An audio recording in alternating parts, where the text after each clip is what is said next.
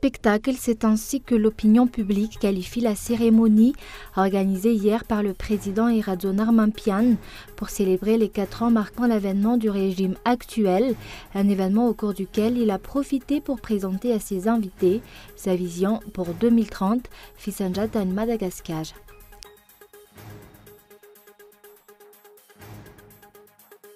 26 janvier 2009, 26 janvier 2018, cela fait exactement 9 ans aujourd'hui qu'a eu lieu une émeute dans la ville d'Antananarive donnant lieu à des pillages sans précédent dans les locaux de la télévision et de la radio nationale ainsi que dans plusieurs magasins de la capitale.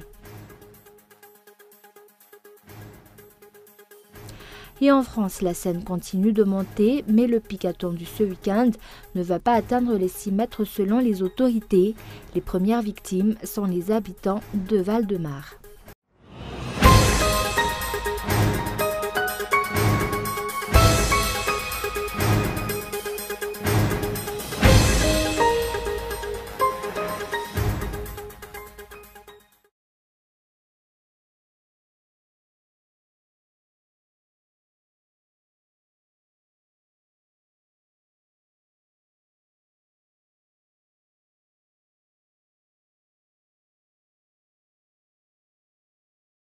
Bonsoir à tous et bienvenue dans ce journal.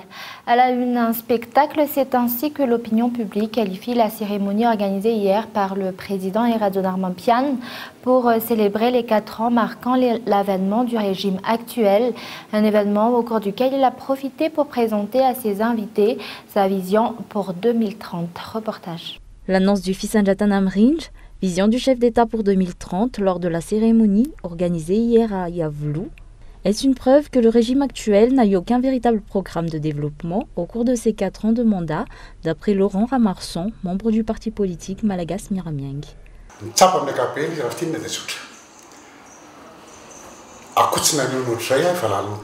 Lorsqu'on parle de vision, il s'agit de futurs projets. À la veille de la fin de son mandat, le moment n'est plus adéquat. Il aurait été plus approprié de parler des réalisations faites et non des projets à venir. Pourquoi dans ce cas l'avoir fait? À chacun d'y répondre. Cela signifierait-il qu'auparavant, il n'y avait aucun programme établi?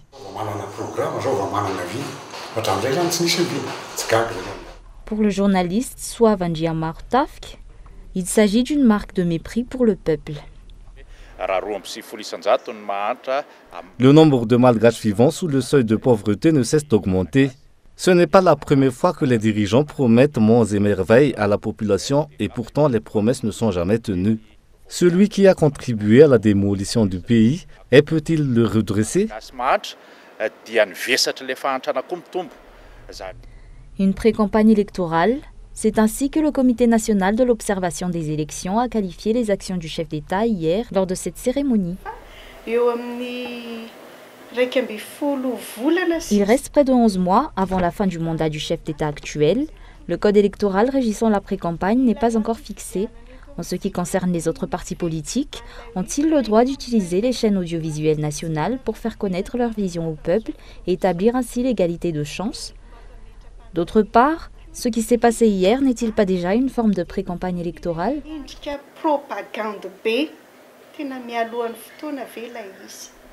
Durant ces 4 ans de mandat, le président Eradzonar Mampian a fait beaucoup de promesses mais ne les a pas tenues. Ce sont des scandales concernant des détournements de fonds impliquant des personnes proches du chef d'État qui ont marqué ce régime. 26 janvier 2009 au 26 janvier 2018, cela fait exactement 9 ans aujourd'hui qu'a eu lieu une émeute dans la ville d'Antananarive donnant lieu à des pillages sans précédent dans des locaux de la télévision et de la radio nationale ainsi que dans plusieurs magasins de la capitale.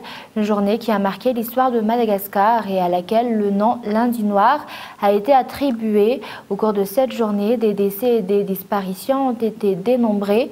Beaucoup ont été victimes des événements qui se sont déroulés au cours de cette journée. Aujourd'hui encore, la suite de cette affaire est attendue. Accorder de l'attention à l'aspect socio-économique de la vie de la population est la seule manière d'éviter que ce genre de situation se reproduise selon l'opinion publique.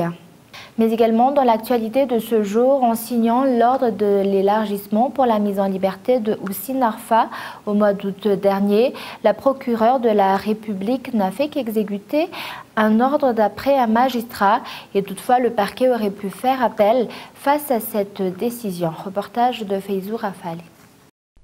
L'affaire Houssine Arfa prend de plus en plus d'ampleur.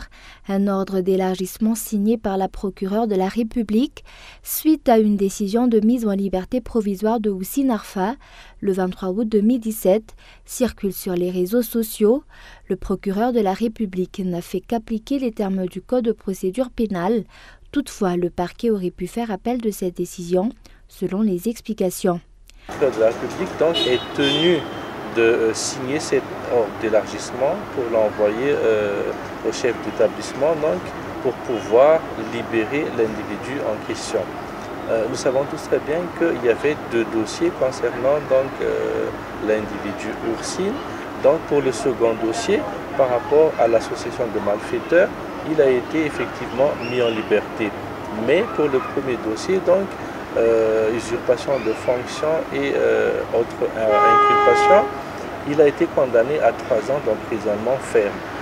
Donc, malgré le fait qu'il ait bénéficié d'une décision de mise en liberté provisoire, il est tout de même tenu de rester en prison parce qu'il y a eu donc cette condamnation à une peine d'emprisonnement ferme. Mais par rapport à cela, donc, même si la Chambre de détention préventive a octroyé une décision de mise en liberté, le parquet, donc, par le truchement du procureur de la République, aurait pu procéder à une opposition ou à un appel de cette décision. D'autre part, de nombreuses enquêtes ouvertes puis classées sans suite ont déjà été dénombrées auparavant d'après un juriste. Sur ce cas, une application de la loi est requise par la société civile, surtout les responsables impliqués dans cette affaire. Nous craignons que cette affaire soit mise sous silence et finisse par être enterrée, qu'aucune suite ne soit donnée aux enquêtes effectuées, comme le cas de l'affaire Ansa Kabaj. Nous avons besoin de résultats, que les coupables soient punis, qui qu'ils soient. Face à la mise en liberté provisoire accordée à Houssine Arfa, l'opinion publique s'interroge sur l'identité de celui qui a ordonné cet ordre d'élargissement. D'après les documents publiés sur les réseaux sociaux actuellement, Houssine Arfa possède une pièce qui stipule qu'il a été conseiller du chef d'État. Le ministère des Affaires étrangères a également confirmé cette position, toujours d'après ces documents. Et un manque de sensibilisation et un manque d'information sont des sources de réticence à l'inscription à la liste électorale dans des provinces de la Grande Île. À l'exemple de Tuléar, des lacunes dues à la suspension des indemnités de nombreux chefs Fouktagnes depuis 16 mois déjà et 5 jours avant la clôture de la révision annuelle de la liste électorale. Les responsables font encore face à divers problèmes. Reportage. Depuis le début de la semaine, à 5 jours de la clôture de la révision annuelle de la liste électorale, de nombreux citoyens accourent pour vérifier leur inscription à la liste électorale et pourtant de nombreuses failles sont encore dénombrées dans ce domaine, telles que les inscriptions floues sur la liste électorale, compliquant la vérification. C'est la méthode de travail des responsables qui pose problème, d'après les explications.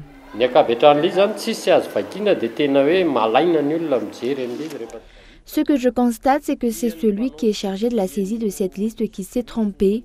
Dans notre Fouktane, par exemple, certaines personnes devraient être inscrites sur notre liste électorale et n'y sont pourtant pas, alors qu'ils sont recensés dans la liste de 67 hectares. Il aurait fallu établir cette liste à partir des logements et non par ordre alphabétique. L'inscription des électeurs sur la liste électorale en elle-même pose problème. L'inscription en ligne n'est pas totalement fiable d'après les explications.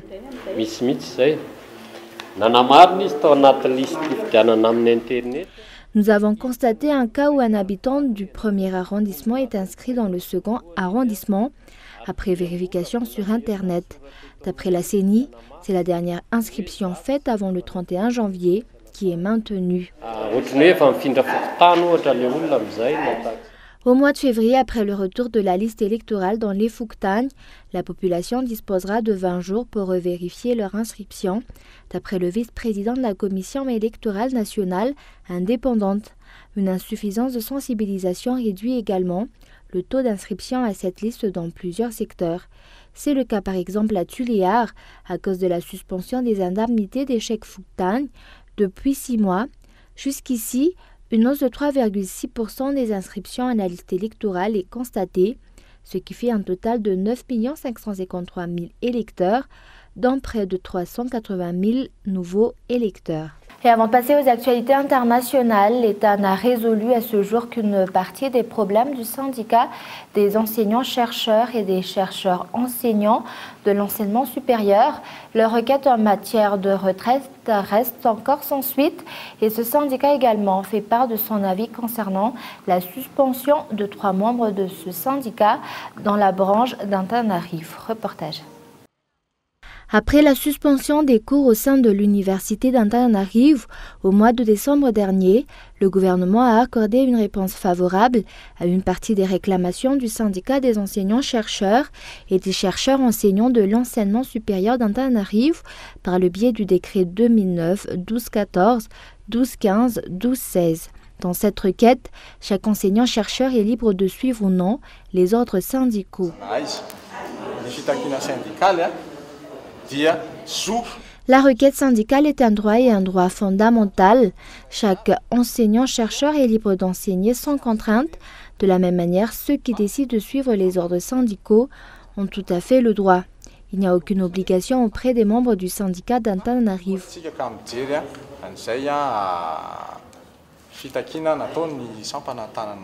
La suspension des 3 membres du CSS Antananarivo accusés de ne pas avoir respecté le statut du syndicat pose également problème. Ces 3 membres de la branche d'Antananarivo ont été élus suivant les règles lors du congrès effectué à Majanga au mois de septembre dernier. De ce fait, le Bureau national et toutes les branches de la CSS déclarent que ces 3 membres seront toujours considérés en tant que responsables au sein du Bureau national jusqu'au prochain congrès en 2019. Le litige foncier concernant le terrain appartenant à l'université de Tuléar fait également partie des problèmes rencontrés par ce syndicat en 2017. Les dialogues pour résoudre ce litige sont en cours. Le Conseil national du syndicat des enseignants-chercheurs et des chercheurs enseignants de l'enseignement supérieur d'Antananarivo se tiendra au mois de février prochain. Et place maintenant aux actualités internationales. Forum économique de Davos, le président américain est à Davos ensuite où l'élite économique mondiale s'interroge sur sa stratégie d'America First. Reportage de France 24. L'Amérique d'abord, répète à qui veut l'entendre le président américain. Après son arrivée au pouvoir, Donald Trump s'est ainsi retiré du traité transpacifique de libre-échange et l'ALENA, l'accord qui élimine la majorité des droits de douane avec le Mexique et le Canada, est en pleine renégociation. Le président américain, en déplacement au Forum économique de Davos, cherche à tout prix des échanges commerciaux plus favorables aux États-Unis, ce qui suscite quelques inquiétudes côté européen.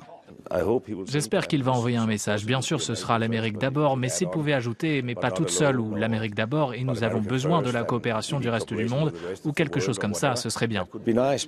Mais le président américain n'a pas l'intention de dévier de sa ligne.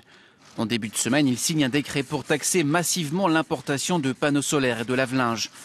Environ 90% des panneaux solaires achetés aux États-Unis proviennent de l'étranger. Et selon la Commission américaine du commerce, ces importations nuisent aux fabricants et aux emplois américains. 2 pays sont directement visés, la Chine et la Corée du Sud. Mon administration s'est engagée à défendre les industries américaines qui ont été très touchées par l'augmentation nocive des importations. Celles-ci menacent la vie de nos salariés et nos emplois à travers tout le pays. Nous soutenons ici un décret qui sera dans l'intérêt des travailleurs et des consommateurs américains. Prochain dossier auquel s'attaquera Donald Trump, l'importation d'acier chinois qui menace selon lui la sidérurgie américaine. Une enquête a été ouverte en 2017 pour déterminer si les prix chinois étaient en conformité avec les règles internationales. Pour l'heure, Pékin n'a pas encore réagi, mais pourrait répliquer en taxant durement les importations de voitures américaines. Et en France, la Seine continue de monter, mais le pic attendu ce week-end ne va pas atteindre les 6 mètres selon les autorités. Les premières victimes sont les habitants de Val-de-Marne. Reportage. Sous le majestueux pont Alexandre III, la Seine s'engouffre désormais à une hauteur menaçante de 5,60 m. Figure emblématique de cette crue, le zouave, hagard, a de l'eau jusqu'en haut des cuisses. En prenant de la hauteur, on découvre une île de la cité plus isolée que jamais, cernée par un fleuve, prête à sortir de son lit. Les quais sont inondés et la grande majorité des péniches n'est plus accessible que par bateau. Les autorités ont tenté de persuader les propriétaires de ces embarcations d'évacuer le plus vite possible. Mais cet homme a choisi de rester, coûte que coûte. On évacue une maison, mais on n'évacue pas un bateau. Vous vous rendez compte? Si je quittais le bateau et que les amarres cassent, le bateau il va dans les barrages, il va tout casser. Il va dans les ponts. C'est pas possible. Quelques mètres plus loin, ces bateaux-mouches restent désespérément immobiles. Et leurs amarres sont vérifiées quotidiennement. En amont du fleuve, ce sont ces immeubles qui sont menacés par la Seine et l'eau est entrée dans les garages. D'habitude, je me gare là-bas et j'ai jamais vu ça de ma vie. C'est tout moins. J'ai déjà vu, mais à ce niveau-là, pas encore. Nous quittons Paris pour les Yvelines, où ces deux inspectrices des voies navigables de France vérifient la sécurité de tous les bateaux aux alentours. Dans leur collimateur, cette péniche qui semble présenter un danger. Effectivement, il penche sur le côté et il y a un risque là du coup de rupture de son amarre et que le bateau parte à la dérive. Car la principale inquiétude, c'est qu'un bateau dérive et endommage d'autres péniches ou plus grave, qu'il entre en collision avec un pont.